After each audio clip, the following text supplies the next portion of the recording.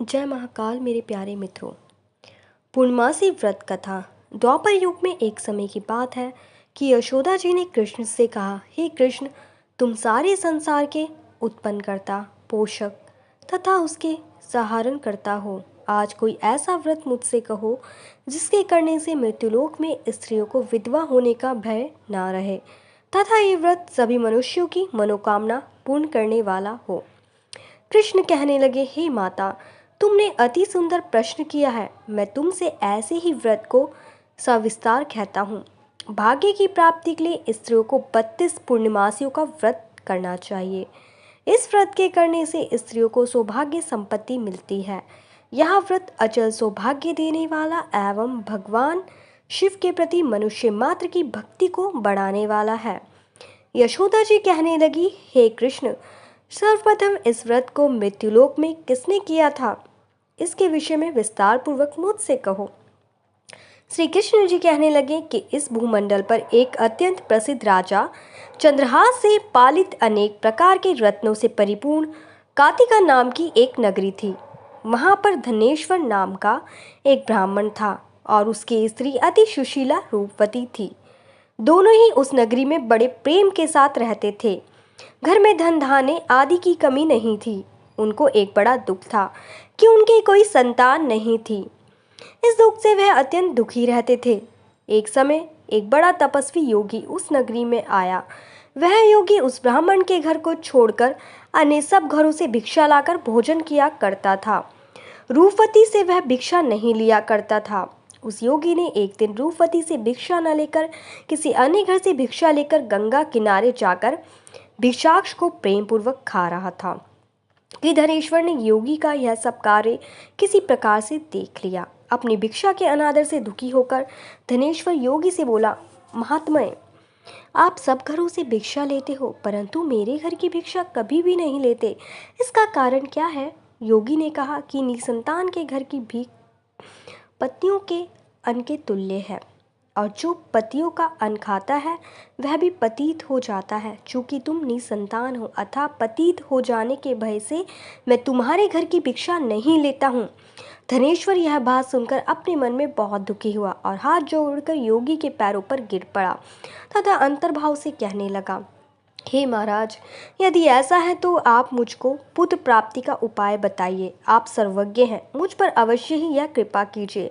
घर की मेरे घर में कोई कमी नहीं है, धन की मेरे घर में कोई कमी नहीं है, परंतु मैं पुत्र न होने के कारण अत्यंत दुखी हूँ। आप मेरे इस दुख का कारण हरण करें, आप सामर्थ्यवान हैं। यह सुनकर योगी कहने लगे, हे ब्राह्मण, तुम चंडी की आराधना करो। घर जाकर उसने अपनी स्त्री से सब वृत्तांत कहा और स्वयं तप के निमित्त वन में चला गया। वन में जाकर उसने चंडी की उपासना की और उपवास किया। चंडी ने 16वें दिन उसको स्वप्न में दर्शन दिया और कहा, हे धनेश्वर, जा, तेरे पुत्र होगा, परंतु वह 16 वर्ष की आयु में ही मृत्यु को प्राप्त हो जाएगा।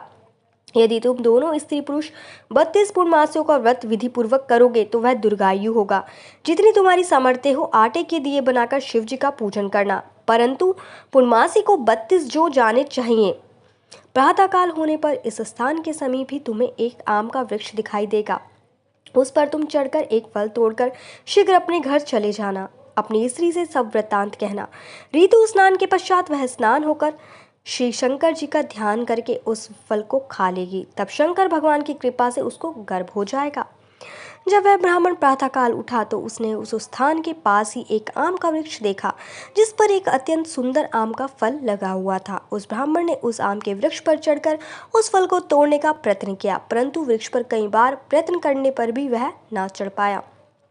तब तो उस ब्राह्मण को बहुत चिंता हुई और विघ्न विनाशक श्री गणेश जी की वंदना करने लगा। हे दयानिधे, अपने भक्तों के विघ्नों का नाश करके उनके मंगल कार्य को करने वाले, दुष्टों का नाश करने वाले, रिद्धि सिद्धि के देने वाले, आप मुझ पर कृपा करके इतना बल दें कि मैं अपने मनोरथ को पूर्ण कर सकूं। इस प्रकार गणेश जी की प्रार्थना करने पर उनकी कृपा से धनेश्वर वृक्ष पर चढ़ गया और उसने एक अति सुंदर आम का फल देखा। उसने विचार किया कि जो वरदान से फल मिला था यह वही है और कोई फल दिखाई नहीं देता। उस धनवेश्वर ब्राह्मण ने जल्दी से उस फल को तोड़कर अपनी स्त्री को लाकर दिया और उसकी स्त्री ने अपने पति की कथा अनुसार उस फल को खा लिया। और वह गर्भवती हो गई। देवी जी की असीम कृपा से एक अत्यंत सुंदर पुत्र उत्पन्न हुआ, जिसका नाम उन्होंने देवीदास रखा। माता पिता के हर्ष और शोक के साथ वह बालक शुक्ल पक्ष की चंद्रमा की भांति अपने पिता के घर में बढ़ने लगा। भवानी की कृपा से वह बालक बहुत ही सुंदर, सुशील और विद्या पढ़ने में बहुत निपुण हो गया। दुर्गा जी की आज्ञा अनुसार उसकी माता ने 32 पूर्णमासी का व्रत रखना प्रारंभ कर दिया था, जिससे उसका पुत्र बड़ी आयु वाला हो जाए। 16वां वर्ष लगते ही देवीदास के माता पिता को बड़ी चिंता हो गई कि कहीं उनके पुत्र की इस वर्ष मृत्यु न हो जाए। इसलिए उन्होंने अपने मन में विचार किया कि यदि यह दुर्घटना उनके सामने हो गई तो वो कैसे सहन कर सकेंगे। अस्तु उन्होंने देवीदास का मामा को बुलाया और कहा कि हमारी इच्छा है कि देवीदास 1 वर्ष तक काशी में जाकर विद्या अध्ययन करें और उसको अकेला भी नहीं छोड़ना चाहिए, इसलिए साथ में तुम चले जाओ और 1 वर्ष के पश्चात उसको वापस लौट लाना।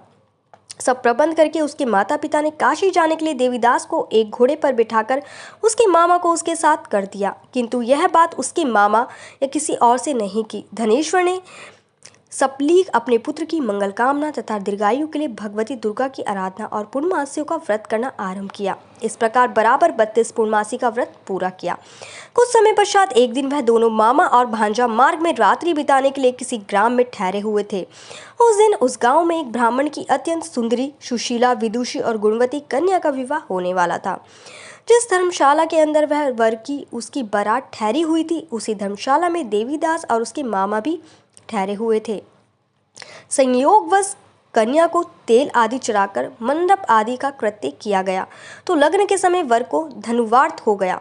अस्तु वर के पिता ने अपने कुटुंबियों में परामर्श करके निश्चय किया कि यह देवीदास मेरे पुत्र जैसा ही सुंदर है, मैं इसके साथ ही लग्न करा दूं और बाद में विवाह के अन्य कार्य मेरे लड़के के साथ हो जाएंगे। ऐसा सोचकर देवीदास की मामा से जाकर बोला कि तुम थोड़ी देर के लिए अपने भांजे को हमें दे दो, जिससे विवाह के लग्न का सब कृत्य सुचारू रूप से हो सके। तब उसका मामा कहने लगा कि जो कुछ भी मधुपर्क आदि कन्यादान के समय वर को मिले वह सब हमें दे दिया जाए, तो मेरा भांजा इस बारात का दूल्हा बन जाएगा। यह बात वर के पिता ने स्वीकार कर लेने पर उसने अपना भांजा वर बनने भेज दिया और उसके साथ सब विवाह कार्य रात्रि में विधिपूर्वक संपन्न हो गया।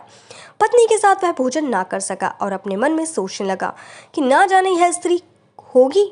वह एकांत में इसी सोच में गर्म निश्वास छोड़ने लगा तथा उसकी आंखों में आंसू भी आ गए। तब वधू ने पूछा, क्या बात है, आप इतने उदासीन व दुखी क्यों हो रहे हो? तब उसने सब बातें जो वर के पिता व उसके मामा में हुई उसको बतला दी। तब कन्या कहने लगी, यह भ्रम विवाह के विपरीत हो कैसे सकता है? देव, ब्राह्मण और अग्नि के सामने मैंने आपको ही अपना पति बनाया है, इसलिए आप ही मेरे पति हैं। मैं आपकी ही पत्नी रहूंगी, किसी अन्य की कदापि नहीं। तब देवीदास ने कहा, ऐसा मत करिए, क्योंकि मेरी आयु बहुत थोड़ी है। मेरे पश्चात आपकी क्या गति होगी, इन बातों को अच्छी तरह विचार लो। परंतु वह दृढ़ विचार वाली थी, बोली कि जो आपकी गति होगी वही मेरी गति होगी। हे स्वामी, आप उठिए और भोजन करिए, आप निश्चय ही भूखे होंगे। इसके बाद देवीदास और उसकी पत्नी दोनों ने भोजन किया तथा शेष रात्रि वे सोते रहे। प्रातःकाल देवीदास ने अपनी पत्नी को 3 नगों से जड़ी हुई एक अंगूठी दी, एक रुमाल दिया और बोला, हे प्रिय, इसे लो और संकेत समझकर स्थिरचित्त हो जाओ। मेरा मरण और जीवन जानने के लिए एक पुष्ट वाटिका बना लो, उसमें सुगंधी वाली एक नव मल्लिका लगा लो, उसको प्रतिदिन जल से सींचा करो और आनंद के साथ खेलो कूदो तथा उत्सव मनाओ। जिस समय और जिस दिन मेरा प्रणांत होगा ये फूल सूख जाएंगे और जब ये फिर हरे हो जाएं तो जान लेना कि मैं जीवित हूँ। यह बात निश्चय करके समझ लेना, इसमें कोई संशय नहीं है। यह समझाकर वह चला गया।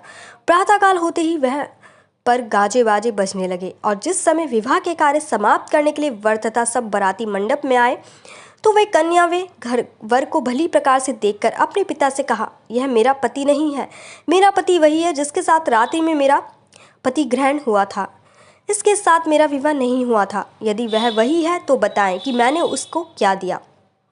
मधुपर्क और कन्यादान के समय जो मैंने भूषण आदि दिए थे उन्हें दिखाए तथा रात में मैंने क्या गुप्त बातें कही थी वह सब सुनाए। पिता ने उसके कथानुसार वर को बुलवाया। कन्या की यह सब बातें सुनकर वह कहने लगा कि मैं कुछ नहीं जानता। इसके पश्चात लज्जित होकर वह अपना सा मुंह लेकर चला गया और सारी बारात भी अपमानित होकर वहां से लौट गई।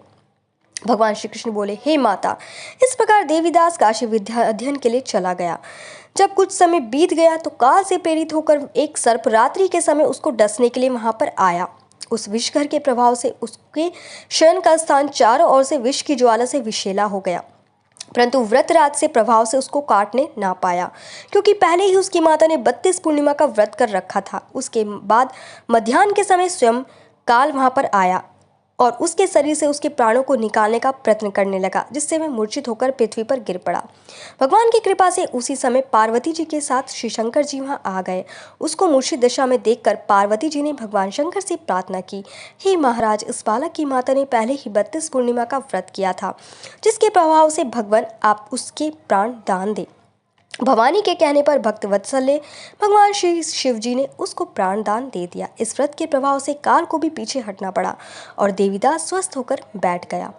उधर उसकी स्त्री उसके काल की प्रतीक्षा किया करती थी। जब उसने देखा कि उस पुष्प वाटिका में पत्र पुष्प कुछ भी नहीं रहे, उसको अत्यंत आश्चर्य हुआ और वह वैसे ही हरी भरी हो गई, तो वह जान गई कि वह जीवित हो गए। यह देखकर वह बहुत प्रसन्न हुई और अपने पिता के कहने लगी कि पिताजी, मेरे पति जीवित हैं, आप उनको ढूंढिए। जब 16वां वर्ष व्यतीत हो गया तो देवीदास भी अपने मामा के साथ काशी चल दिए। इधर उसे ससुर उसको ढूंढने के लिए अपने घर से जाने वाले ही थे। वह दोनों मामा भांजा वहां पर आ गए।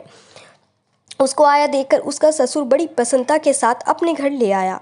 उस समय नगर के निवासी वहां इकट्ठे हो गए और सबने निश्चय किया कि अवश्य ही इस बालक के साथ इस कन्या का विवाह हुआ था। उस बालक को जब कन्या ने देखा तो पहचान लिया और कहा, यह तो वही है जो संकेत करके गया था। तदुपरांत सभी कहने लगे कि भला हुआ जो यह आ गया, और सब नगरवासियों ने आनंद बनाया। कुछ दिन बाद देवीदास अपनी पत्नी और मामा के साथ अपने ससुर के घर बहुत सा उपहार आदि लेकर अपने घर के लिए प्रस्थान किया। जब वह अपने गांव के निकट आ गया तो कई लोगों ने उसको देखकर उसके माता पिता को पहले ही जाकर खबर दे दी कि तुम्हारा पुत्र देवीदास अपनी पत्नी और मामा के साथ आ रहा है। ऐसा समाचार सुनकर पहले तो उन्हें विश्वास नहीं हुआ, किंतु जब और लोगों ने भी आकर उनकी बात का समर्थन किया तो उनको बड़ा आश्चर्य हुआ। लेकिन थोड़ी देर में देवीदास ने आकर अपने माता पिता के चरणों में अपना सिर रखकर प्रणाम किया और उसकी पत्नी ने अपने सास ससुर के चरणों को स्पर्श किया तो माता पिता ने अपने पुत्र और पुत्रवधू को अपने हृदय से लगा लिया और दोनों की आंखों में प्रेमाश्रु भर चले। अपने पुत्र और पुत्रवधू के आने की खुशी में धनेश्वर ने बड़ा भारी उत्सव बनाया और ब्राह्मणों को भी बहुत सी दान दक्षिणा देकर प्रसन्न किया। श्री कृष्ण जी के कहने लगे, इस प्रकार धनेश्वर 32 पूर्णिमा को व्रत के प्रभाव से पुत्रवान हो गया। जो भी स्त्रियां इस व्रत को करती हैं वे जन्म जन्मांतर में वैधव्य का दुख नहीं भोगती और सदैव सौभाग्यवती रहती हैं। यह मेरा वचन है, इसमें कोई संदेह नहीं मानना। यह व्रत पुत्र पोत को देने वाला तथा संपूर्ण मनोकामनाओं को पूर्ण करने वाला है। 32 पूर्णिमाओं के व्रत करने से व्रती की सभी इच्छाएं भगवान शिव जी की कृपा से पूरी हो जाती है। जय महाकाल। दोस्तों, मेरे चैनल को लाइक और सब्सक्राइब करना बिल्कुल ना भूलें। जय महाकाल मेरे प्यारे मित्रों। पूर्णिमा व्रत पूजन विधि। हमारे धर्म शास्त्रों में बताया गया है कि पूर्णिमा तिथि को किसी पवित्र नदी में स्नान करना शुभ होता है। अगर आप किसी नदी में स्नान नहीं कर सकते हैं तो अपने नहाने के पानी में थोड़ा सा गंगा जल मिलाकर घर पर भी स्नान कर सकते हैं। पूर्णिमा तिथि पर पितृतर्पण करना भी बहुत शुभ माना जाता है। पूर्णिमा के दिन प्रातःकाल स्नान करने के पश्चात संकल्प लेकर पूरे विधि विधान से चंद्रदेव की पूजा अर्चना करें। चंद्रमा की पूजा करते समय नीचे दिए गए मंत्र का जाप करें। ओम सोम सोमाय नमः। ओम सोम सोमाय नमः। भगवान शिव को चंद्रमा अत्यंत प्रिय है। चंद्रमा भगवान शिव की जटाओं में विराजमान रहते हैं, इसलिए पूर्णिमा के दिन चंद्रमा की पूजा के साथ साथ भगवान शिव की पूजा करने से मनचाहे फलों की प्राप्ति होती है। चंद्रमा एक स्त्री प्रधान ग्रह है, इसलिए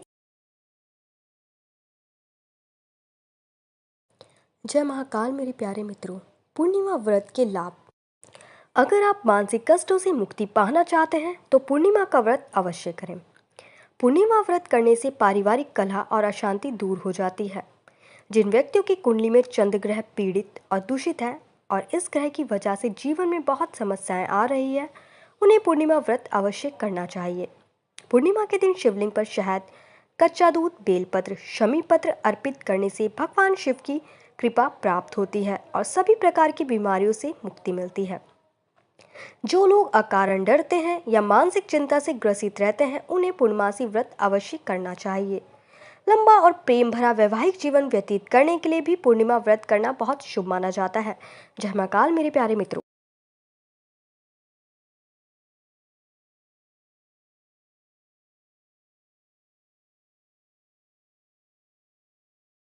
जय महाकाल मेरे प्यारे मित्रों। पूर्णिमा व्रत पूजन विधि। हमारे धर्म शास्त्रों में बताया गया है कि पूर्णिमा तिथि को किसी पवित्र नदी में स्नान करना शुभ होता है।